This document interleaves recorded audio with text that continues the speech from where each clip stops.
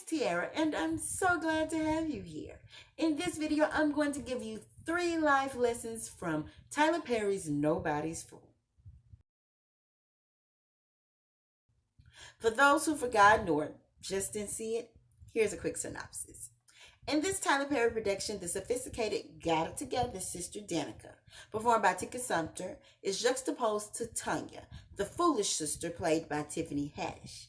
Danica has a great job. Her trendy home shows it. Her appearance is always snatched, and let her tell it, she's in love with a great guy. Tanya, a jokester with a quick temper, is a recovering addict who moves in with her sister after a 5-year stint in prison. Tanya quickly discovers that Danica's life isn't as perfect as it seems to be, and makes it her mission to bring her naive sister to reality. There's a lot to unpack, so let's get into it. Life lesson number 1. Maybe we should rethink how we approach relationships with the opposite sex.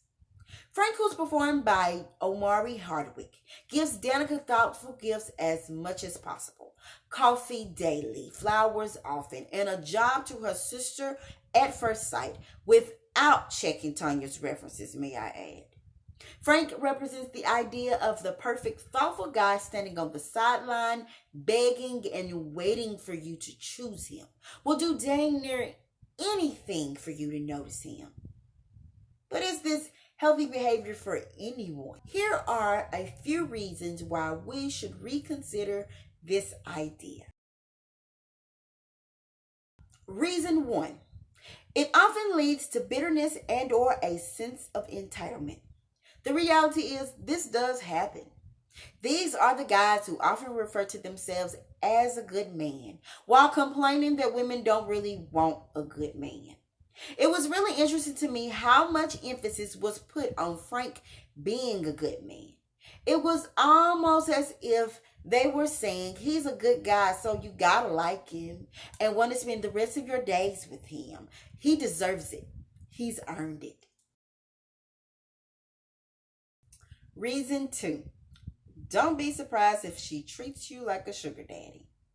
Believe me, I'm not suggesting that something is wrong with a guy giving a girl flowers or free coffee or any other gift. I'm not suggesting that something is wrong with a guy doing things just to be nice, or out of a sense of when you court or date a woman, you may lose a few coins. But this guy isn't dating Danica. They're not friends. There's no sex. There's not even a real relationship between them. Yet he's gone as far as hiring someone without checking anything out to impress a woman he doesn't truly know. To Danica, he is just the coffee guy. He barely has a name. My dear, what it takes to get a person, it takes to keep them. So if you got her with this heightened level of thoughtfulness and sweetness, then you have to consistently keep that up. If that is not your nature, then it is a facade that will eventually fall away. Not to mention, this is treading a thin line between, I just want to show you I care, and a monetary exchange. After all, if you notice enough money leaving your pocket, or simply the lack of reciprocity, you will begin to feel entitled to a return of some sort. Reason number 3. Don't be surprised when you begin to see her footprints all over you. Throughout the movie, Danica treats Frank like a rainy day man. Something that she pulls out on a dark, dreary day to pick her up and forget about when the sun comes out. She doesn't bother to have a real conversation with Frank until she's heartbroken. They have a good sexual encounter and she puts him out afterward. When she realizes that she may have been too hasty, she throws a little apology his way, and all is well. Now he's falling in love while she's just having fun in the meantime. When Mr. Perfect, i.e. Charlie, played by Mehcad Brooks, shows up, she quickly drops Frank, even though he's been keeping up this heightened level of thoughtfulness. It is only when things don't pan out with the perfect guy that she decides she wants to make things right with Frank. Considering how the story ends, this is a cycle that will continue. Comment below with other reasons why we should reconsider this idea.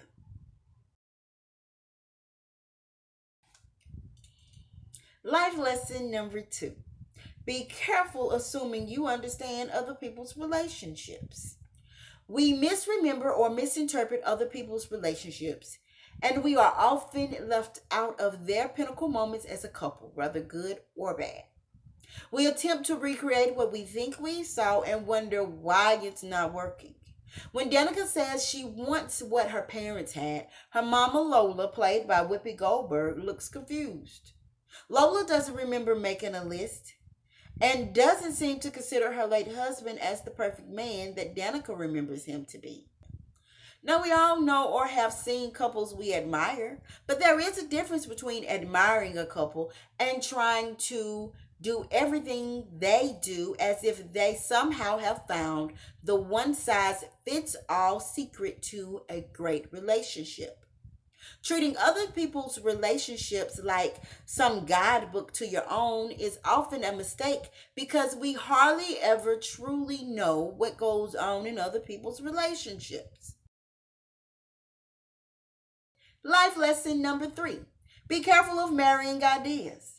Danica is married to the idea of a perfect guy who meets everything on her list. So much so that she falls in love with this guy sight unseen. He is nothing more than a nice curated picture and a sexy voice. He disappears, shows up 3 months later with some nonsensical story, just enough time for an old flame to fizzle out or a new one, maybe both, fast as some relationships go. She still drops the guy that she just promised she wouldn't hurt to go out with Mr. Perfect. The date is terrible and she still follows him to his place. It takes him literally humping her inner thigh for her to let this idea go. Danica made a decision on what she wanted in a man. She rationalized her choices and went after it no matter who got hurt along the way. Now, there's nothing wrong with deciding what you want and chasing after it. By all means, do that. However, if you have to destroy the good things in your life to make it happen, you probably married the wrong idea. You're probably trying to bring into fruition something that shouldn't be. Now, I know someone's thinking, was the movie good or not? On a scale of 1 to 5 stars, where 1 is I couldn't finish it, a complete waste of film, and 5 being this production was everything, I give Nobody's Fool 2.5 stars. It wasn't the worst thing I'd ever seen. After all, I laughed every time Whoopi Goldberg was on the screen. And Tiffany Haddish made the experience more enjoyable than it would have been otherwise. However, let's be honest, the plot is paper thin. Few events were realistic and the characters were notably limited. They don't even have last names. In other words, everyone on the screen is a tool instead of a fleshy character.